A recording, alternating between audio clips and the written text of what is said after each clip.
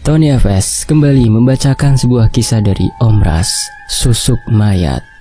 Dan sebelum saya melanjutkan membacakannya, saya harus berdoa dulu ya. A'udzubillahi. Bismillahirrahmanirrahim. Wa wasami'alim. Allahumma sholli ala sayyidina Muhammad sallallahu alaihi wasallam. Ini dia selengkapnya Susuk Mayat dari Tanah Kalimantan.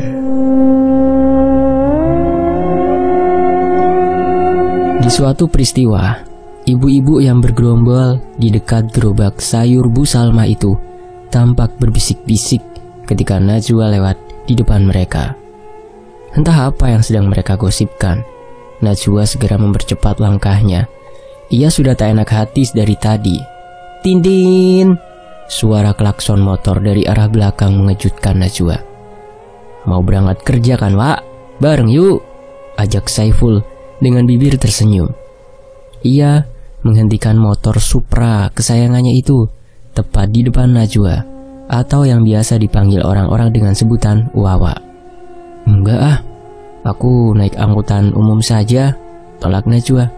Ayolah Wak, sekalian ada yang mau aku ceritakan sama kamu. Najwa menghela nafas panjang. Ia menoleh ke arah ibu-ibu yang masih menatapnya tajam sambil mencibir. Akhirnya Najwa pun naik ke atas motor Saiful. Lalu dalam beberapa saat saja mereka sudah melesat, meninggalkan ibu-ibu yang masih bergosip ria di dekat gerobak sayur Bu Salma. Apa yang ingin kau ceritakan, Ful? Tanya Najwa ketika mereka sudah berada di jalan besar. Kau tahu Sanah? Tanya Saiful. Sanah anaknya Mang Kasi? Saiful mengangguk. Taulah, dia kan tetanggaku, Ful. Kenapa memangnya? Aku kasihan sama dia, Wak. Najwa mengerutkan alisnya. Kasihan kenapa, Ful? Dia baik-baik saja kurasa. Yang tak baik sekarang ini aku. Udah 3 kali aku gagal nikah. Yang pertama meninggal. Terus yang kedua selingkuh sama sepupuku. Yang ketiga ini malah hilang gak ada kabar. Najwa menghela nafas. Memang sial sekali nasib percintaannya. Sabar, Wak. Tuhan sedang mempersiapkan yang terbaik untukmu. Kalau sudah tiba masanya, kau pasti akan bahagia dengan jodoh yang dikirimkan oleh Tuhan. Sekarang aku udah tak inginlah membicarakan lelaki. Biarlah semuanya berjalan sebagaimana mestinya. Yang aku pikirkan sekarang adalah masa depanku. Aku ingin fokus untuk membahagiakan diriku sendiri, Ful. Tiba-tiba motor Saiful mati mendadak di tengah jalan. Kenapa motormu, Ful? Habis minyak? Tanya Najwa sembari membantu Saiful mendorong motornya ke pinggir. Nggak pernah habis minyak lah. Biarpun butut-butut begini, tangkinya selalu kuisi full.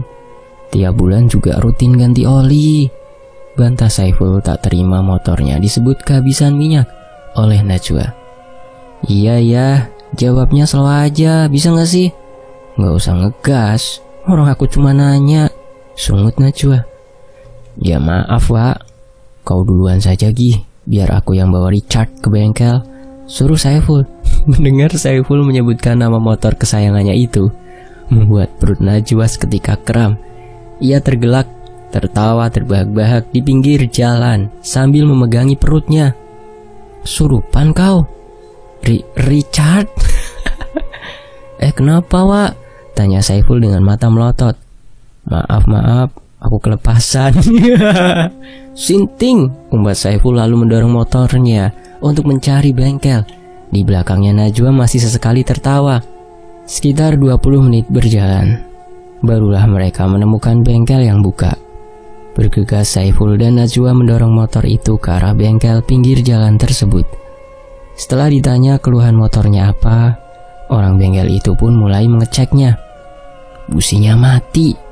Nah tuh kan, apa ku bilang, ujar Saiful menatap Najwa. Apa? Tanya Najwa. Belum sempat Saiful menjawab pertanyaan Najwa, tiba-tiba ponsel milik Najwa berdering. Halo? Entah apa yang disampaikan orang di dalam panggilan itu. Yang pasti Saiful melihat raut wajah Najwa berubah menegang. Baik, Wawa akan kesana sekarang juga, Mah. Aku harus pergi, Waful, ujar Najwa seraya memasukkan ponselnya ke dalam tas. Kemana, Wak? Niniku sakit keras, Ful. Ninimu yang di KH itu? Iya. Ya Allah, jauhnya. Kau mau kesana sendirian? Iya, Ful. Enggak, biar aku antar. Nggak percaya aku membiarkanmu pergi sendirian ke sana. Kalau ada apa-apa di jalan bagaimana, Wak? Tapi kamu kan harus kerja, Ful.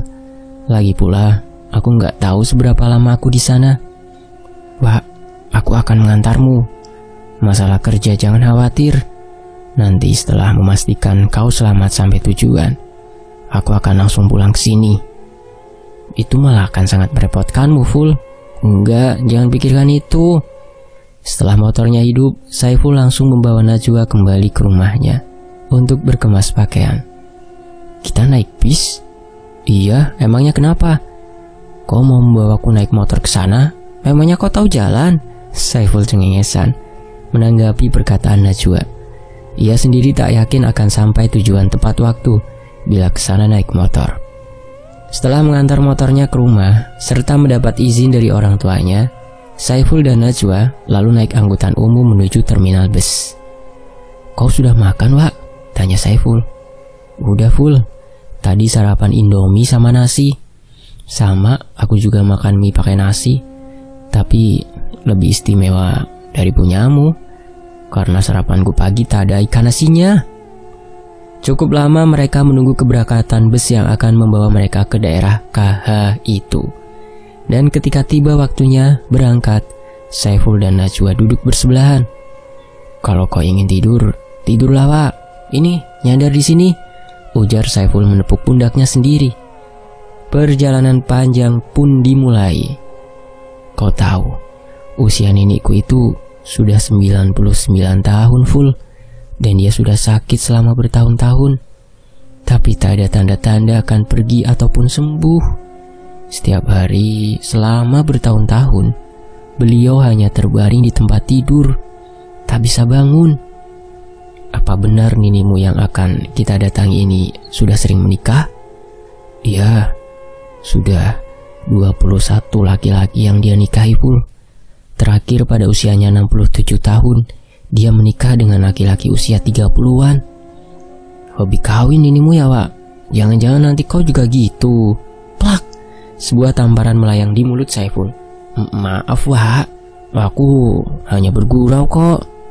Itu ejekan, tolol, bukan gurauan. Kau pikir aku tak punya otak sampai-sampai tak bisa membedakan mana yang candaan dan ejekan, Ful? Enggak, Wak, sumpah, Wak.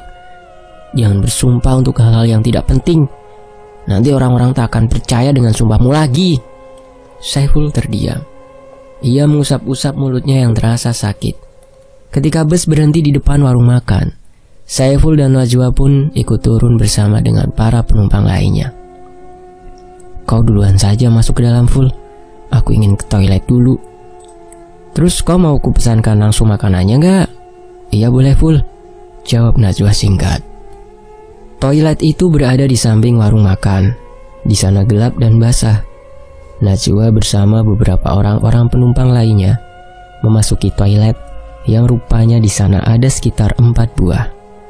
Namun entah kenapa, tiba-tiba Najwa merasa pusing. Ia terduduk di atas kloset. Pandangannya berkunang-kunang. Lalu suara-suara aneh mulai bermunculan di telinganya. Tok-tok. Kau sudah selesai, ujar ibu-ibu di luar pintu toilet yang dimasuki oleh Najwa. Namun tak ada jawaban, hingga mereka akhirnya memanggil seorang laki-laki yang bekerja di warung tersebut. Ketika pintu dibuka, rupanya Najwa sudah dalam kondisi tak sadarkan diri. Mereka membawanya ke depan dan berusaha untuk menyadarkan Najwa. Melihat orang-orang yang ramai di luar, Saiful bergegas menghampiri mereka. Dan ia begitu amat sangat terkejut kala melihat Najwa yang sudah pingsan. Kawan ulun kenapa? Teman saya kenapa ini? Tanya Saiful langsung menerobos orang-orang dan mendorong lelaki yang membantu Najwa tadi. Saiful mengambil alih tempat lelaki itu, lalu meletakkan kepala Najwa di pangkuannya. Beberapa saat kemudian, Najwa tersadar dari pingsannya, membuat orang-orang bisa menarik nafas lega. Seorang ibu-ibu memberikan air putih pada Najwa, dan Saiful membantu gadis itu untuk minum. Kamu kenapa, Wak? Tanya Saiful ketika keadaan Najwa sudah lebih baik. Entah, Ful. Tadi tiba-tiba saja kepalaku pusing. Mungkin aku mabuk perjalanan, jawab Najwa. Selesai makan, para penumpang pun kembali masuk ke dalam bus. Yakin kau baik-baik saja? Nggak sakit kan? Tanya Saiful. Najwa mengangguk. Singkat cerita, akhirnya mereka berdua sampai di terminal tempat tujuan. Abis ini kita naik apa lagi, Wak? Nanti keluargaku yang akan menjemput kita. Desa niniku itu terpelosok, Ful. Mobil tak bisa masuk sana saat musim penghujan begini. Saiful mengangguk. Perutnya yang sudah lapar membuatnya malas untuk mengobrol panjang lebar. Singkat cerita, 2 buah kendaraan berplat KH menghampiri mereka. Kedua orang itu berbadan besar dan kekar. Wajah keduanya pun tampak sangar. Amang, kenalkan ini teman Wawa, namanya Saiful, kata Najwa memperkenalkan. Aku Icon, pamannya Najwa. Dan ini Said temanku, ujar lelaki itu memperkenalkan diri pada Saiful yang hanya bisa mengangguk dan memasang wajah semanis mungkin. Baru beberapa kilometer, mereka melewati jalan beraspal. Kini kendaraan bermotor itu pun berbelok dan memasuki jalanan tanah kuning yang sangat licin. Hati-hati, Mang, ucap Saiful. Tapi rupanya, kedua pengemudi kendaraan roda 2 tersebut sangat handal dalam melewati medan jalan yang begitu mengerikan itu. Ban terasa carcir-carcir melindas gundukan tanah kuning yang basah. Saiful hanya bisa berpegangan kuat-kuat pada behel motor tersebut. Setelah hampir setengah jam melewati jalanan itu, mereka pun sampai di sebuah papan tanda masuk desa nininya Najwa. Sebuah rumah besar dengan halaman yang cukup luas, terlihat mencolok dibandingkan rumah-rumah lainnya yang jauh lebih kecil di desa itu. Saat turun dari motor, Saiful memperlihatkan kakinya yang gemetaran pada Najwa. Di depan pintu, sudah berdiri orang tua Najwa yang menyambut kedatangan mereka. Saiful pun ikut. Iya, Cil, saya nggak tega lihat Wawa sendirian kesini. Takut apa-apa terjadi sama dia, jawab Saiful sembari menyalami ibunya Najwa. Terima kasih banyak ya, Ful, sudah mau menemani Najwa. Acil pun sebenarnya khawatir kalau dia sendirian kemari. Untungnya ada kamu yang ikut menemani. Saiful mengangguk sambil tersenyum. Mereka disuruh masuk ke dalam rumah dan langsung disuruh makan oleh ibunya Najwa. Ikan lais goreng dengan sayur pucuk singkong rebus dan sambal mantah membuat Saiful langsung menelan ludah. Akhirnya perutnya yang sudah sedari tadi keroncongan bisa segera terisi dengan makanan sederhana yang sangat nikmat tersebut. Najwa pun sampai geleng-geleng kepala melihat Saiful yang sudah berkali-kali tambah nasi. Rakusnya kamu, Ful, ejek Najwa. Masakan ibumu terlalu enak, Wak. Ayo kau juga tambah nasinya, jangan malu-malu, Wak, ujar Saiful. Ini rumah niniku, mana mungkin aku malu-malu, jawab Najwa. Selesai makan, Saiful langsung disuruh beristirahat di sebuah kamar oleh ibunya Najwa. Sementara Najwa sendiri, ia masuk ke kamar sang nenek. Wanita tua renta dengan tubuh kurus kering seperti hanya tinggal kulit yang membalut tulang-tulangnya itu berbaring di atas kasur. Wewangian pengar seperti balsem, minyak angin, dan bau aneh lainnya jadi satu di dalam kamar itu. Nini, ini Wawa datang nih, ucap Najwa pelan seraya memegang tangan neneknya. Wanita tua itu merespon dengan suara mirip geraman. Matanya terbuka. Beliau sudah tidak bisa berbicara lagi, Wak, kata ibunya yang baru saja masuk ke dalam kamar. Najwa sangat kasihan dengan neneknya itu. Ia seketika kembali teringat masa-masa kecilnya dahulu. Jadi, ibu Najwa itu merupakan anak dari neneknya Najwa dengan suami keduanya. Sementara Icon yang tadi menjemput mereka adalah anak dari pernikahan ketiga neneknya. Dan kedua adik ibunya yang lain itu merupakan hasil pernikahan neneknya Najwa yang kelima. Setelah itu beliau sudah tak memiliki anak lagi dengan suami-suaminya yang lain. "Istirahatlah, Pak. Nanti ada yang ingin kubicarakan padamu," lanjut ibunya sembari menyentuh pundak Najwa yang saat itu tampak sedang melamun. Najwa menurut dan langsung beranjak dari duduknya. Ketika ia melewati kamar yang ditempati Saiful, ia mendengar suara Saiful yang sudah mendengkur. Di dalam kamarnya, Najwa memandangi langit-langit kamar.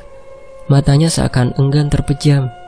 Ia kembali mengingat kejadian dahulu ketika kekasihnya berselingkuh dengan sepupunya, keponakan kandung ayah Najwa. Najwa menghela nafas, lalu mengambil buku novel yang belum selesai. Ia baca dari dalam tasnya. Novel cinta yang begitu romantis, tapi sayang, lelaki seperti itu hanya ada di dalam novel. Kalau di dunia nyata, entahlah, ia belum pernah bertemu. Di sisi lain, keluarga Jawanya Nini Wawa bernama Imah bercerita. Panggil saja beliau Nini Imah ya. Dulu, Nini Wawa itu sangat banyak penggemarnya. Rata-rata penggemarnya itu laki-laki, bahkan ada yang sampai tidur di depan rumah hanya untuk menunggu dia keluar. Menjaga dia sewaktu gadis tak ada beda seperti menjaga bunga mawar di dalam gelas kaca. Cerita Ni'imah, keluarga jauhnya Nini Wawa. Saiful yang mendengarkan cerita Ni'imah hanya mengangguk sambil sesekali menyeruput kopinya. Berarti Nini Wawa pada masa mudanya cantik sekali ya, Ni? Cantik sekali. Wajahnya mirip artis ibu kota. Artis siapa itu namanya? Nini lupa. Iya, Citra Dewi. Saiful mengerjap-ngerjapkan matanya. Ia bahkan tak tahu siapa itu artis Citra Dewi. Mendengar namanya saja baru kali ini. Karena Saiful tak terlalu suka menonton film-film lawas, makanya dia tidak tahu banyak nama-nama artisnya. Pengetahuannya tentang artis jadul sangat terbatas. Yang ia tahu hanya Suzana dan Bang Haji Rhoma Irama, itu saja. Angguk-angguk aja dari tadi. Emangnya kau tahu siapa artis yang dimaksud ini, Ful? Ujar Najwa mencibir pada Saiful. Tahu kok, Wak. Yang main film sama Haji Rhoma Irama kan? Yang jadi apa coba? Ya jadi kekasihnya lah. Kau kira aku tidak tahu apa? Sontak saja jawaban Saiful mengundang gelak tawa dari Najwa. Tak henti-hentinya Najwa tertawa terbahak-bahak. Dalam film Berkelana kan Citra Dewi berperan sebagai ibunya Rhoma, tahu? Dasar. Kata Najwa. Wajah Saiful memerah karena malu. Iya deh, iya. Aku nggak tahu artis yang Ninimu sebut. Maklum, aku kurang suka nonton film-film lawas. Coba sekali-kali kamu nonton film-film lawas. Gak kalah bagusnya kok sama film-film sekarang. Mana artis-artis zaman dulu itu cantiknya natural. Aktingnya juga bagus-bagus. Kau tahu apa yang kurasa saat aku menonton film-film dengan gambar hitam putih? Seakan-akan aku berada di sana pada zaman itu. Pokoknya baguslah. Susah aku jelaskan. Kau pun takkan paham. Wah, seleramu, Wak, luar biasa, puji Saiful. Iya dong, sahut Najwa bangga. Sayangnya mataku sakit bila melihat gambar hitam putih, Wak. Sementara itu sedang asik-asiknya mengobrol, Najwa dipanggil oleh ibunya. Entah apa yang akan mereka bicarakan. Saiful hanya sepintas melihat raut wajah ibunya Najwa yang nampak beda. Nih, sebentar ya, ada yang mau saya ambil di dapur, ucap Saiful seraya beranjak dari duduknya. Perlahan-lahan ia berjalan ke arah di mana Najwa dan ibunya berada. Sayup-sayup dari dalam kamar tidak tertutup rapat itu, Saiful mendengar obrolan kedua anak beranak tersebut. Obrolan itu terdengar sangat serius. Hanya kau satu-satunya yang bisa membantu Ninimu, Wak, karena kau cucu pertama, tertua, dan perempuan satu-satunya, ucap ibunya setengah memohon. Tapi bukan begini caranya, Mak. Aku tidak mau. Kan kita bisa coba berikhtiar dengan cara lain selain menurunkan susuk itu padaku, jawab Najwa dengan nada kesal. Ibunya terdiam. Hening. Pluk, bau Saiful ditepuk oleh Niimah. Kenapa diam di situ? Ayo kita lanjutkan obrolan kita tadi. Nini rasa senang mengobrol denganmu. Kau jadi pendengar yang baik untuk Nini. Kalau cucu-cucu Nini yang lain, baru saja Nini mau buka mulut, mereka sudah pada kabur entah kemana. Saiful tersenyum. Saya memang suka mendengarkan cerita orang-orang tua. Seru nih. Ayo kita keluar. Nini akan ceritakan banyak kisah untukmu, ujar Niimah tanpa ragu, menarik tangan Saiful. Tak terasa 2 jam sudah berlalu. Najwa belum juga keluar. Sedangkan punggung Saiful sudah sakit karena terlalu lama duduk.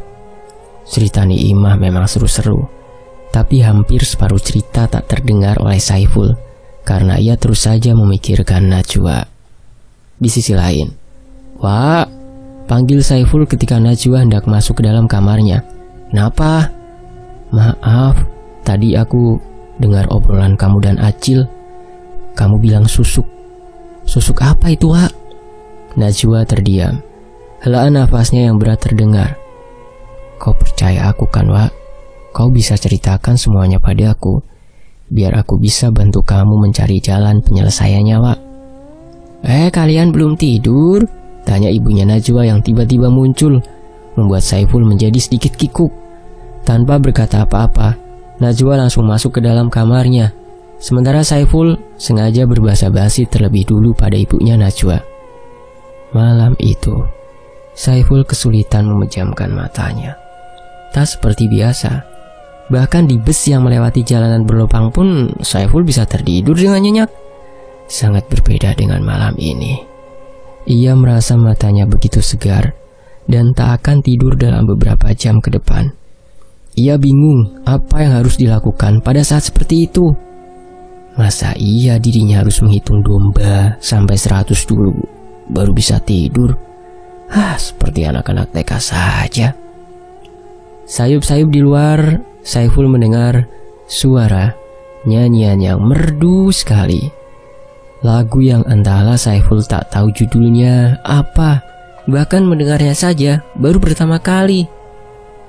Rindu lukisan mata suratan, hatimu nan merindu, rindu bayangan nan meliputi para seri wajahmu. Langkah kaki Saiful membawanya ke depan kamar Nini Najwa. Suara nyanyian itu terhenti ketika dirinya sudah berada tepat di depan pintu. Perlahan-lahan ia membuka pintu tersebut dan Saiful sangat terkejut melihat seorang wanita muda yang sangat cantik duduk menghadap ke arah pintu dengan wajah tersenyum. Maaf, saya tidak bermaksud apa-apa. Tadi saya dengar ada suara orang menyanyi. Saya penasaran, makanya saya cek. Sekali lagi maaf, ucap Saiful dengan suara bergetar.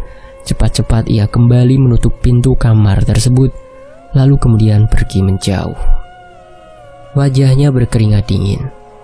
Malam itu Saiful tak bisa memejamkan mata hingga sampai fajar menyingsing. Saiful masih teringat akan paras wanita cantik itu yang entah siapa. Ia sendiri pun tak tahu. Ketika sedang duduk-duduk di teras, Saiful melihat Najwa yang sedang berjalan seorang diri dari samping rumah. Tanpa ragu, Saiful mengejarnya. Sekedar untuk mencari tahu siapa wanita yang ia lihat malam tadi. "Wah, iya kenapa, Ful? Kau punya sepupu cantik, kenapa tak dikenalkan pada aku, Wak?"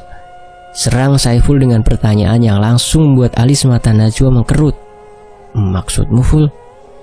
"Iya, Wak, tadi malam ada suara wanita menyanyi. Suaranya bagus, tapi aku tidak pernah mendengar lagu itu sebelumnya. Dan saat aku mengikuti asal suara itu, aku melihat seorang wanita yang sangat amat cantik duduk menghadap pintu. Tentu saja ketika pintu terbuka, mataku dan matanya langsung bertemu. Setelah itu, aku langsung panas dingin. Salah tingkah. Aku rasa aku sudah jatuh cinta pada pandangan pertama," cerita Saiful. Najwa menggelengkan kepalanya. Ia juga meletakkan punggung tangannya di dahi Saiful, memastikan kalau sahabatnya itu tidak sedang sakit. Memangnya kamar yang mana yang kau masuki? Tanya Najwa kemudian. Tak perlu ditanya 2 kali lagi. Saiful menarik tangan Najwa dan membawanya ke sebuah kamar yang tak lain merupakan kamar sang nenek. Tapi keadaan ruangan itu sangat jauh berbeda dengan yang tadi malam dilihat oleh Saiful. Najwa menatap Saiful yang tampak melongo bingung. Ini kamar perempuan yang kau lihat itu? Dasar gila. Enggak, Wak. Iya, maksudku emang ini letak kamarnya. Tapi tadi malam itu kamarnya nggak begini, Wak. Najwa langsung menarik tangan Saiful untuk mengajaknya berkenalan dengan sang nenek yang terbaring lemah di atas tempat tidur. Ini Saiful nih, temannya Wawa. Maaf mengganggu ya Ni, ucap Najwa di dekat telinga nininya. Nenek tua itu menggeram pelan sebagai tanda ia merespon ucapan Najwa.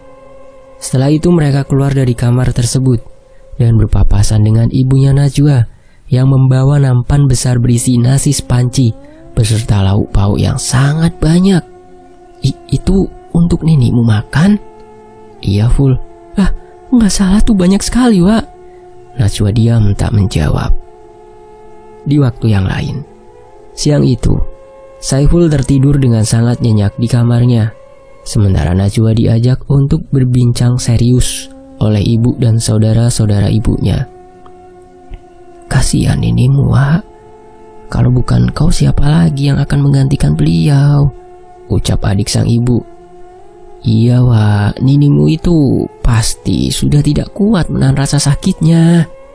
Karena seharusnya ninimu itu sudah meninggal. Tapi karena susuk yang masih melekat di tubuhnya itulah yang membuatnya sulit untuk pulang. Bahkan seluruh tubuhnya sudah mati, Wak. Amang Icon pun menjawab, kalian sudah gila? Aku tidak setuju kalau Najwa yang harus menggantikan ibu. Itu salahnya. Kalau sejak awal sudah tahu efek susuk itu bagaimana, kenapa tidak dipertimbangkan dari sebelum memasang susuk? Kenapa harus menyiksa anak cucu? Ujar Amang Icon gusar dengan suara menggelegar.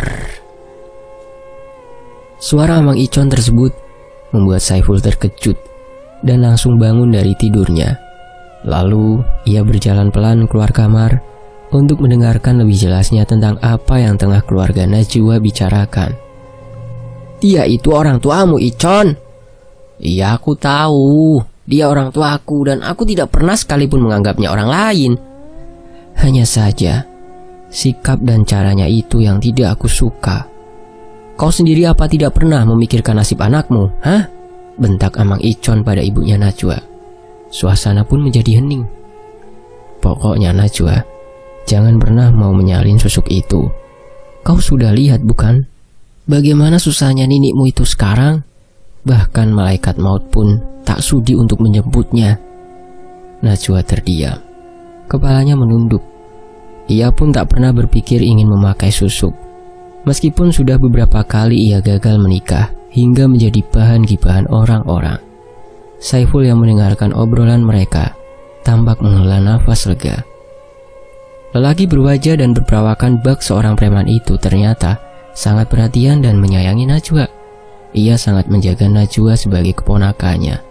Saiful salut terhadap sosok Amang Icon.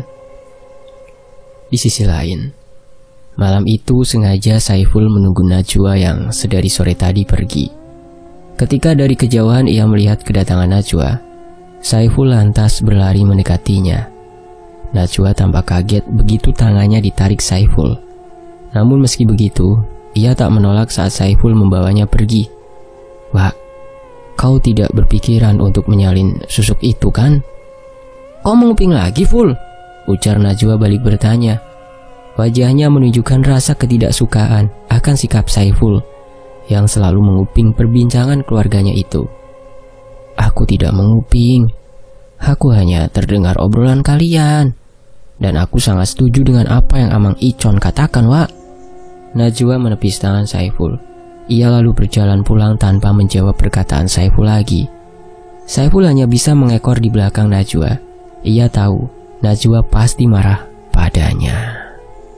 Di sisi lain, sepanjang malam, Saiful hampir tak dapat tidur memikirkan Najwa. Memikirkan persahabatan yang sudah cukup lama terjalin antara mereka berdua. Tentu, Saiful tidak ingin Najwa tersalah jalan dengan menerima susuk neneknya itu. Keesokan paginya, Saiful nampak kaget dengan banyaknya menu sarapan di dapur, ditambah lagi sikap keluarga Najwa padanya. "Kau mau pulang hari ini kan, Ful? Makan dulu ya.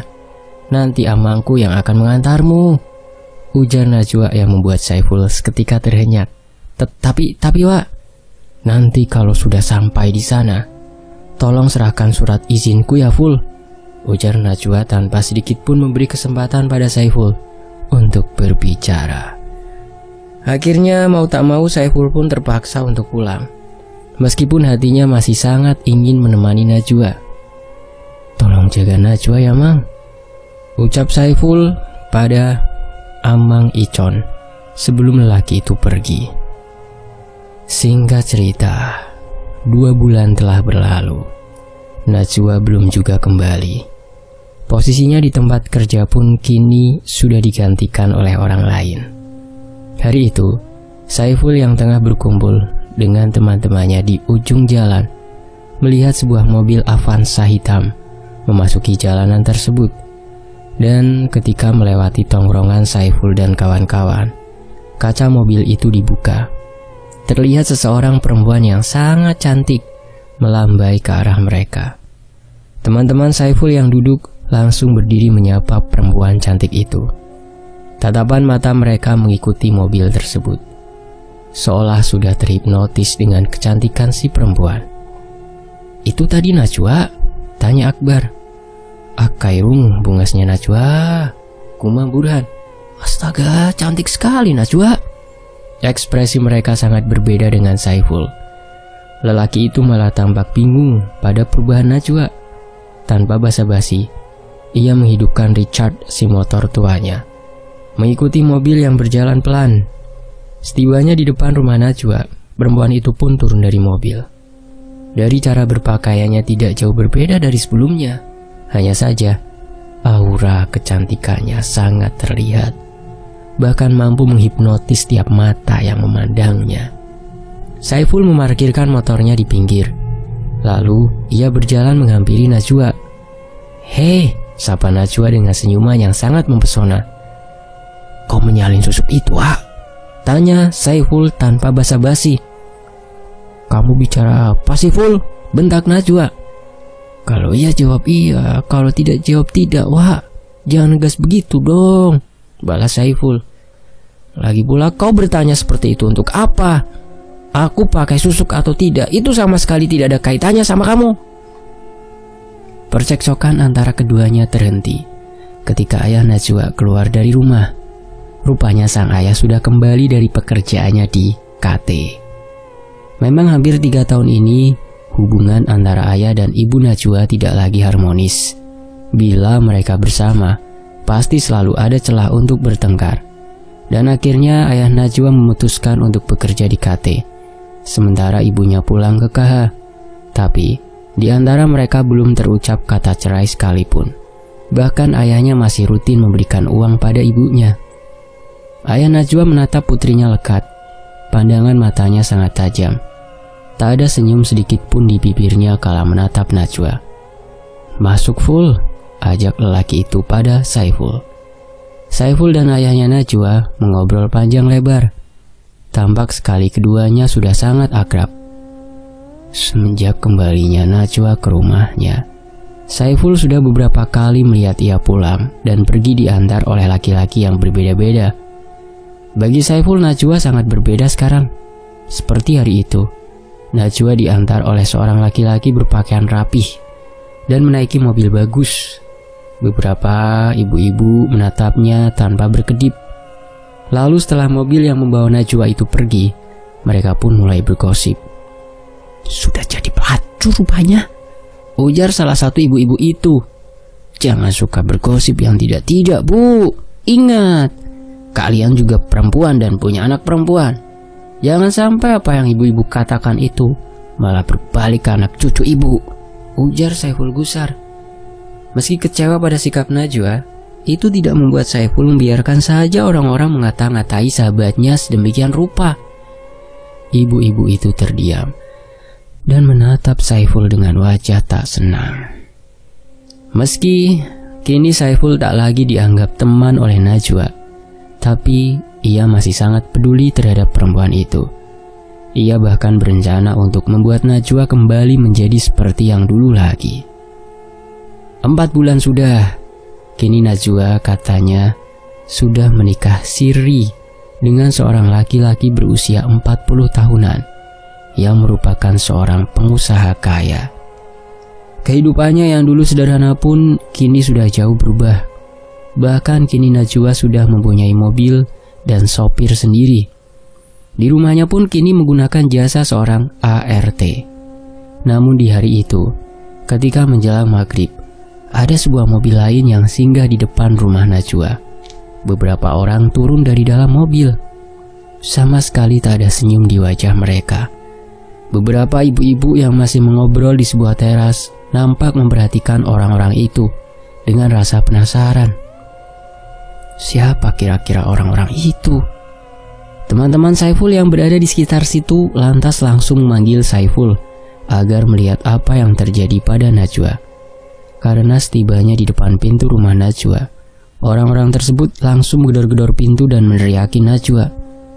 "Dasar perempuan gatal, perusak rumah tangga orang, buka pintunya pelacur!" teriak salah satu ibu-ibu yang tampaknya sangat bernafsu, ingin sekali masuk ke dalam rumah tersebut. Sontak saja, dengan perkataan yang sangat kasar dan diucapkan dengan lantang tersebut, membuat ibu-ibu yang tadi mengobrol di teras rumah langsung mendekat untuk sekedar memuaskan rasa penasaran mereka yang di kemudian hari akan menjadi bahan gibah yang panas. Saiful dan salah satu temannya yang baru tiba di sana langsung berusaha membubarkan orang-orang itu. Ibu-ibu yang menonton kejadian itu mulai berbisik-bisik ketika Saiful datang. "Ada apa ini?" tanya Saiful. "Perempuan yang berada di dalam rumah ini sudah merusak rumah tanggaku. Dia mengambil suamiku." "Perempuan yang mana, Bu? Ini rumah teman saya. Mungkin ibu salah rumah." "Tidak mungkin saya salah rumah. Orang suruhan saya sudah memata-matai suami saya kok. Dan baru sekarang ketahuan di mana suami saya menyembunyikan pelacur itu." Salah seorang laki-laki datang bersama ibu-ibu tersebut memecahkan kaca rumah sehingga ia bisa masuk dan membuka pintu. Rumah itu tampak sepi. Namun Saiful tahu pasti Najwa bersembunyi di dalam kamarnya. Ia yang berusaha menghalangi mereka langsung didorong hingga jatuh dan menimpa pecahan kaca yang membuatnya terluka. Mereka mencari-cari keberadaan Najwa di setiap sudut rumah, hingga akhirnya mereka menemukan kamar ART Najwa yang terkunci dari dalam. Sosok lelaki tadi langsung mendobrak pintu dan kemudian pintu berhasil terbuka. Mereka mendapati Najwa menangis di sudut kamar dengan raut wajah yang sangat ketakutan. Saiful yang terluka berusaha untuk bangkit. Ia menerobos kerumunan orang-orang itu hingga akhirnya ia berhasil masuk ke dalam kamar. Ia melindungi Najwa dari amukan si ibu yang memukulnya dengan barang apapun yang berhasil ia raih dari meja milik ART. Hingga tidak lama kemudian, suara Pak RT dan Kades yang datang bersamaan menghentikan mereka semua. Saiful masih memeluk Najwa yang terisak. Rambut di atas kepala Najwa hilang tercabut saat ibu-ibu tadi menariknya dengan sangat kuat. Sementara Saiful sudah berdarah-darah. Kepalanya juga berdarah setelah dipukul dengan benda yang entah Saiful pun tak tahu. Saat Pak RT dan Pak Kades berbicara pada orang-orang itu, teman-teman Saiful langsung membantu mereka berdua keluar dari rumah melalui pintu belakang untuk menghindari orang-orang tadi. Mereka membawa Najwa ke rumah Saiful. Orang tua lelaki itu tampak kaget melihat keadaan Najwa dan anaknya. Tak mau orang tuanya salah paham, Saiful langsung menjelaskan apa yang terjadi tadi. Untungnya, orang tua Saiful sangat baik, sehingga membiarkan Najwa tinggal di sana sampai keadaan aman. Mereka juga mengobati Najwa yang terluka. Sementara Saiful dipanggil oleh Pak RT ke rumahnya. Sementara itu, di sisi yang lain, pukul 11 malam, Saiful pulang ke rumah. "Bagaimana, Nak?" tanya ayahnya Saiful. "Mereka meminta Najwa untuk mengembalikan semua barang yang pernah diberikan oleh suami sah ibu itu, Pak. Dan juga meminta Wawa untuk meninggalkan suaminya. Kalau tidak, mereka..." Cerita Saiful terhenti ketika ia melihat Najwa keluar dari dalam kamar. "Aku akan mengembalikan semuanya," ucap Najwa dengan suara bergetar. "Jadi benar kau sudah menikah siri dengan lelaki itu?" tanya Saiful pelan. Najwa mengangguk. Ayah Saiful meninggalkan mereka berdua agar keduanya lebih leluasa untuk mengobrol. "Dan apa benar dugaanku kalau kau juga sudah menyalin susuk itu?" Lagi-lagi Najwa mengangguk. Ia sudah tak ingin berbohong lagi pada Saiful, lelaki yang merupakan sahabat baiknya itu yang tulus menyayanginya. "Wak, kau sudah sangat berubah sekarang. Kenapa Wawaku yang dulu? Kemana?" Najwa menunduk. Ia mulai terisak. "Aku menyesal, Ful," isaknya. Saiful terdiam. Hanyalah nafasnya yang terdengar. "Tidurlah untuk beberapa hari ke depan. Kau jangan pulang ke rumah dulu. Tinggal saja untuk sementara di sini demi keamananmu," ujar Saiful akhirnya. Lalu lelaki itu merebahkan tubuhnya. Ia meletakkan lengan ke atas dahinya. "Ayahmu sangat menyayangimu, Wak.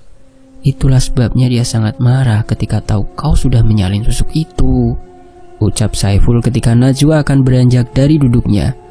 Saiful membalikkan tubuhnya membelakangi Najwa. Najwa tahu Saiful pasti sangat kecewa padanya. Keesokan paginya, Najwa diajak sarapan bersama orang tua Saiful. Tapi di sana hanya ada mereka bertiga saja. Saiful pagi-pagi sekali entah pergi kemana. Selesai sarapan, ayah Saiful pergi ke sawah. Sementara itu ibunya Saiful mulai beberes rumah dan memberi makan ayam-ayam peliharaan mereka. Najwa membantu ibunya Saiful mencuci piring kotor dan menyapu. Sekitar pukul 9-an, Saiful datang bersama lelaki yang semalam datang ke rumah Najwa. Lelaki itu meminta surat-surat mobil dan barang-barang yang pernah diberikan suami siri Najwa padanya. Dengan ditemani Saiful, Najwa kembali ke rumahnya, mengambil semua barang-barang itu lalu menyerahkannya pada si lelaki. Setelah mengambil semua barang-barang itu, ia juga memperingatkan Najwa untuk tidak lagi mendekati suami si ibu yang merupakan kakaknya. Najwa terduduk lemas. Kakinya serasa tak mampu lagi untuk menopang beban tubuhnya. "Hidupku sudah hancur, Ful," ucapnya terisak. "Wak, kau bisa memulainya semua dari awal lagi, Wak. Aku yakin kau cukup kuat untuk menghadapi ini semua." Semenjak kejadian itu, Najwa menjadi lebih sering mengurung diri di dalam rumah.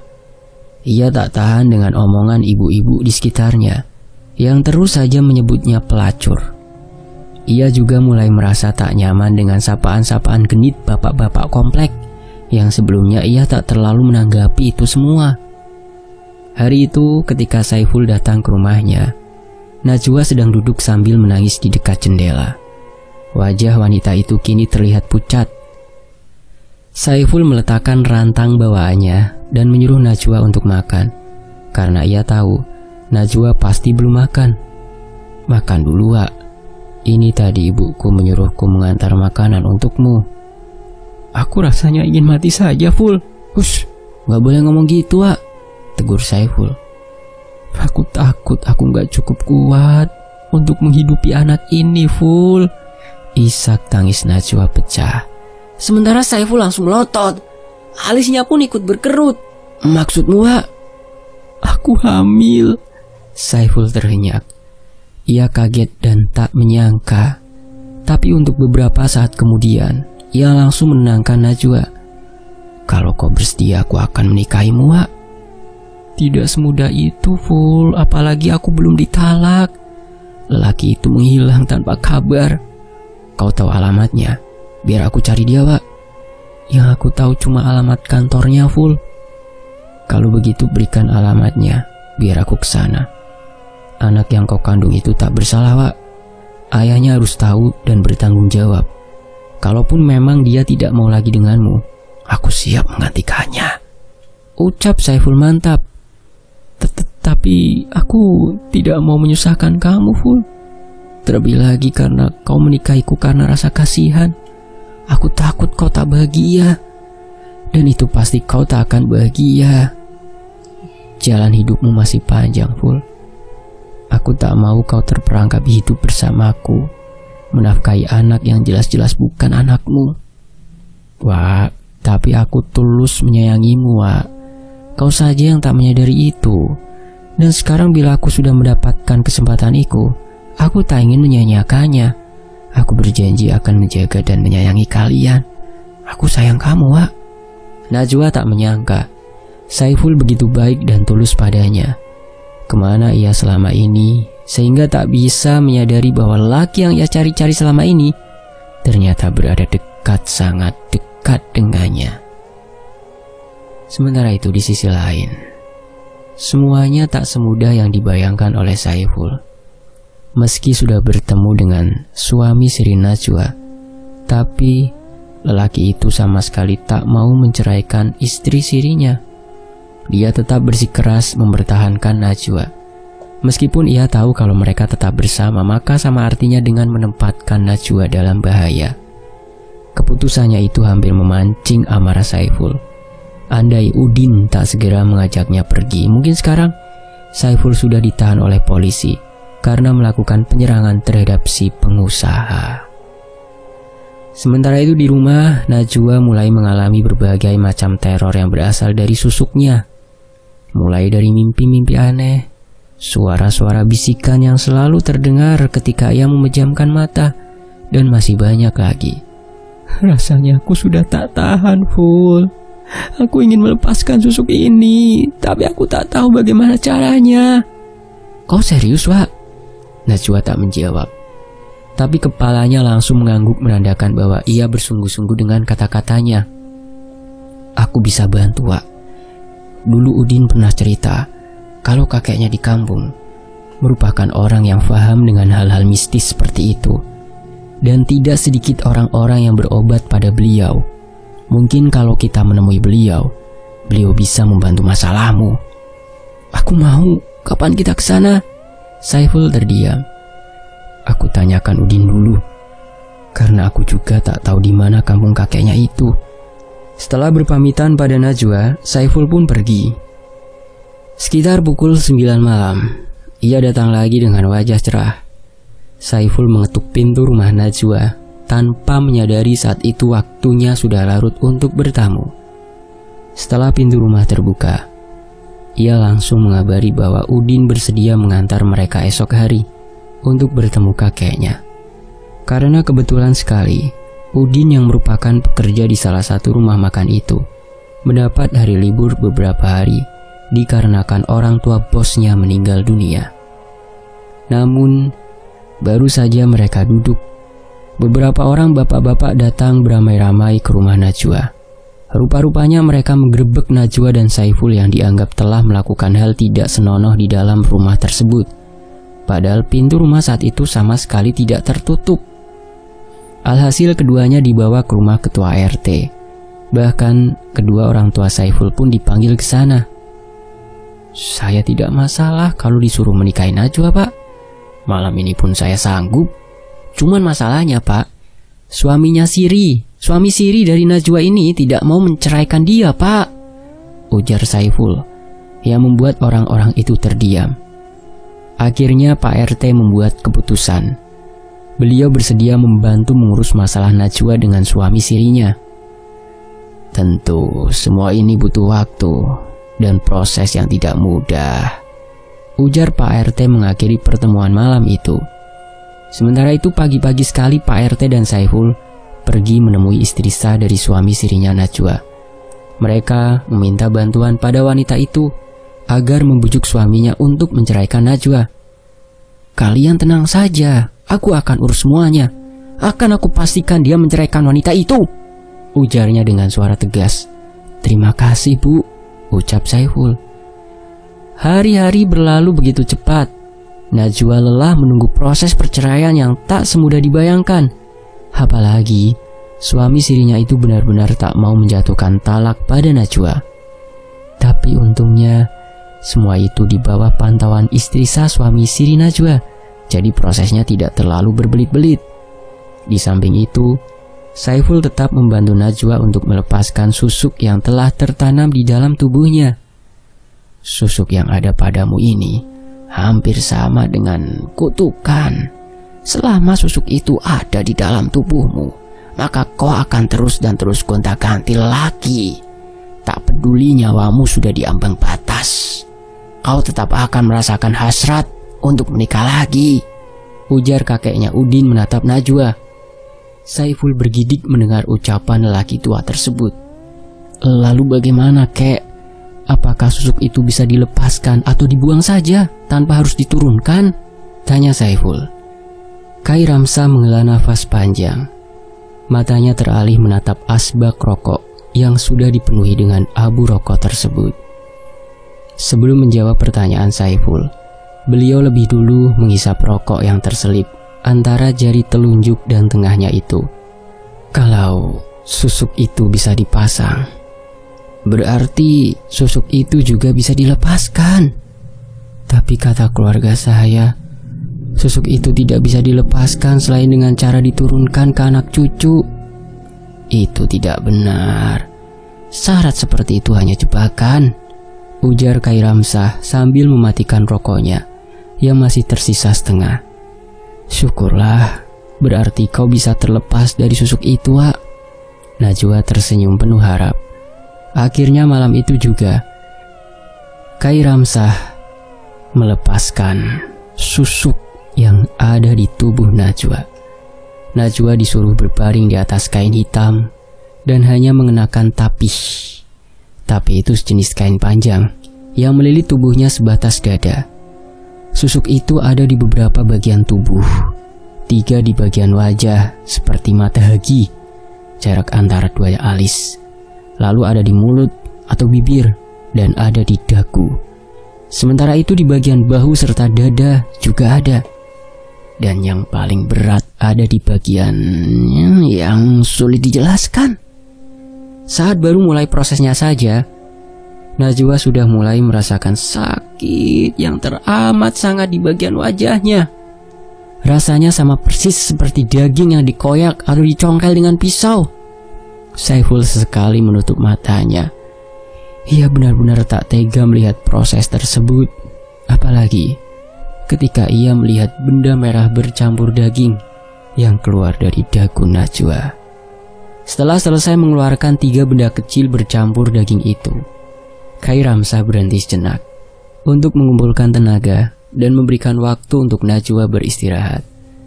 Saiful melihat dari sudut mata Najwa mengalir air matanya. Ia tahu proses pelepasan susuk itu tadi pasti sangat menyakitkan. Susuk ini bisa disebut sudah sangat matang atau kuat. Biar memakan apapun, tak akan bisa meleburkan susuk itu. Pasti bukan orang sembarangan yang memberikan susuk ini, karena susuk ini termasuk susuk yang langka. Tidak seperti kebanyakan susuk yang akan sangat mudah melepaskannya. Proses pelepasan kembali dilanjutkan. Ketika di bagian dada, Najwa meringis dan memohon untuk dihentikan karena ia sudah tidak kuat menahan rasa sakit itu. Kai Ramsah menatap Saiful seperti tengah mengatakan sesuatu dari gerakan matanya. Tapi Saiful yang tak memahami jenis-jenis perkodean itu tentu tak tahu apa maksud gerakan mata si kakek. Kenapa, Kai? Setelah Saiful bertanya seperti itu, akhirnya Kai Ramsah berhenti. Ia menarik nafas berat. Sepertinya ada sesuatu yang tengah terjadi. Ambilkan air putih itu, ujarnya menunjuk pada gelas air putih yang sudah terbuka sejak tadi. Setelah menerima gelas berisi air tersebut, Kai Ramsah langsung memberikannya pada Najwa. Dan beberapa kali beliau mengusapkan air tersebut pada wajah Najwa, hingga akhirnya Najwa kembali tenang. Lalu proses pelepasan susuk itu pun kembali dilanjutkan. Singkat cerita, beberapa saat kemudian semua susuk yang terpasang di tubuh Najwa berhasil dilepaskan. Tapi setelahnya Najwa merasa sangat kelelahan. Sakit di sekujur tubuhnya sangat terasa, sehingga malam itu mereka terpaksa menginap di rumah Khairamsah. Oleh Khairamsah, Najwa dan Saiful dinasehati tentang banyak hal baik. Dan keesokan harinya, ketika akan pulang, Najwa diberikan air putih di dalam sebuah botol yang diharuskan meminumnya sampai habis. Keadaan mulai membaik. Namun sekitar seminggu setelah pelepasan susuk tersebut, wajah Najwa mulai ditumbuhi jerawat. Awalnya hanya 1 atau 2 jerawat yang muncul. Namun lama-kelamaan, jerawatnya mulai semakin bertambah banyak. Ketika diperiksa ke dokter, kata dokter itu hal wajar, karena saat itu Najwa tengah hamil. Singkat cerita, kehamilan Najwa kini sudah memasuki usia 9 bulan. Setiap hari-harinya selalu ada Saiful yang menemani. Bahkan Najwa sendiri kini sudah tinggal di rumah Saiful. Karena seperti kata ibunya Saiful, beliau bisa mengawasi Najwa yang tengah hamil besar itu kapanpun. Jadi Najwa akan aman selama tinggal di sana. Saat tiba waktunya melahirkan pun, Saiful selalu berada di dekat Najwa untuk menemaninya, memegang erat tangannya. Meski bukan anak dari Saiful, tapi orang tuanya sangat menyayangi anak Najwa, sama seperti menyayangi cucu kandung mereka.